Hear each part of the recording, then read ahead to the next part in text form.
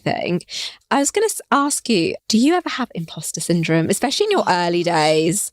This is a really good question because it actually triggered a lot of thoughts in my mind reading this question, because I don't think I experienced imposter syndrome in this current career that I'm in, baking, but I definitely experienced it in my first career in the city.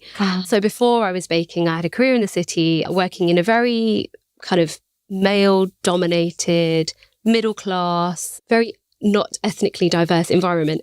And I really felt like an imposter every single day. I don't think I knew what imposter syndrome was, and I don't think the term was in my mind or had been coined back then. But I remember how it felt. And I always felt, I think every day I walked into work and felt a bit uneasy and a bit on edge. Like, why am I here? Why are those people listening to what I'm saying? Does what I'm saying make sense? Have I done enough research and due diligence before I make that comment? And I think part of that feeling was a reason why I'm here doing what I do now. Because I got to a point where the opportunity came up to have my own business, and I thought, it's got to be a bit less stressful than feeling like this every day.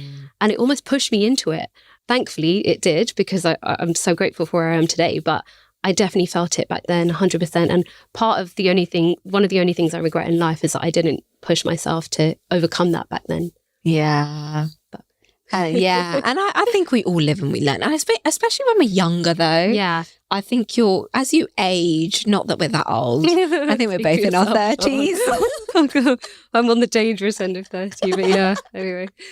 We look incredibly young. I think that it becomes less and less. I think with age and wisdom, you just... Because I remember, I think if this was me 10 years ago, even 5 years ago, obviously we know each other, but just approaching people to come to my event or come and speak or on my podcast, I would be absolutely petrified. Yeah.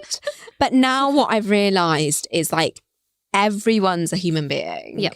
Everyone potentially has an online persona, and followers aren't life or death, Yeah, of course. And I think a lot of people do put oh my God, they've got so many followers, or they've got many followers. And I just think once you start just looking beyond that and looking at the person, is this person a nice person? I think that's way more important. Yeah. Yeah. And I think people feel imposter syndrome for different reasons as well. It depends what industry you're in. And I felt it in respect of being surrounded by a lot of males and a lot of people who were older than me and who weren't, I was the only brown person in my office at the time.